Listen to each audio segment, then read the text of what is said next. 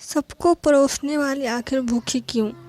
सौम्या का पति सचिन एक आईटी कंपनी में बड़ी पोस्ट में जॉब करता था, इसलिए सौम्या को भी शादी के बाद नौकरी करनी चाहिए और ऐसी उम्मीद सचिन को सौम्या से नहीं थी।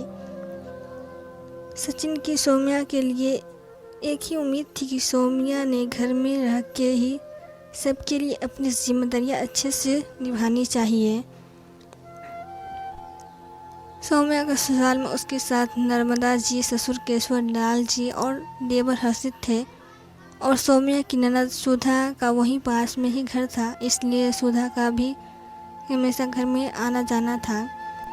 शादी से पहले ही सौम्या को खाना बनाने की आदत थी, इसलिए शादी के बाद उसे अपने ससुराल में ज़्यादा दिक्कत नहीं हुई।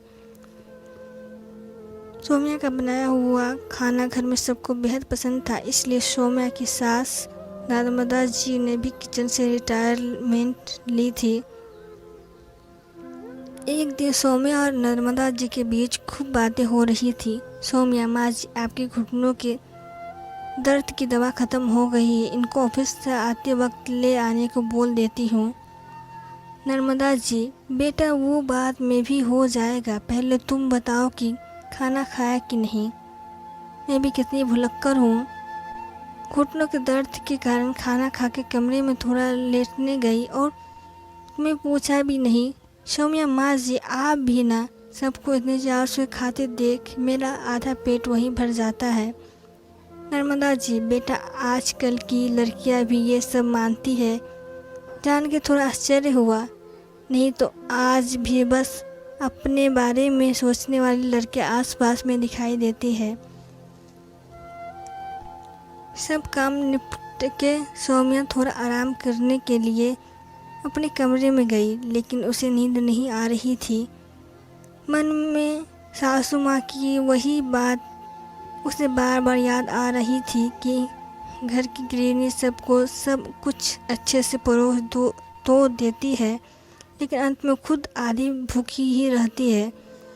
गहरी सोच में लेकिन आज भी कई औरतें अपने पति और परिवार के पसंद नापसंद जतन करने के चक्कर में खुद की पसंद भूल जाती है। मगर कोई पत्नी अपने पति के पसंद का ख्याल नहीं रखती तो उसे बेशर्म और अभ्याय कहा जाता है। घर के हालात अच्छे नहीं हैं तो ये सब चीज़ें औरतें के साथ होती ही है कि पति और बाकी परिवार के पसंद को प्रथम स्थान दिया जाता है। तभी अचानक से डोर बेल बजती है और सौम्या झट से अपने आंखों आंसू पोंछते दरवाजे खोलते जाती है। दरवाजे पर सचिन को देख सौम्या के चेहरे पर हंसी आती है। सचिन को देख सौम्या बोलती है, आज बड़े जल्दी आ गए, क्या बात है। सचिन, हाँ, आज ऑफिस में थोड़ा कम काम था। अच्छा, एक काम करो, गाड़ी में खाने के लिए बहुत सारी चीज़ें ले आया हूँ, ले आना उतना। सौम्या हंस के बोली है, बहुत सारी मतलब पूरी दुकान उठा ले आए हो क्या। सचिन सौम्या के गले पे हाथ डालते, नहीं बाबा, सोचा तुम्हें आज किचन से छुट्टी दे दूँ, देखो पार्सल लेके आया हूँ, साथ में पनीर मंचूरियन, वेज मंचूरियन, पानी पूरी, पाव भाजी, समोसा सब ले आया हूँ। सौम्या चकित होकर पूछती है, अरे वाह, ये सब तो मेरी फेवरेट चीज़ें हैं और तुम्हें कैसे पता कि ये मेरी फेवरेट व्यंजन है।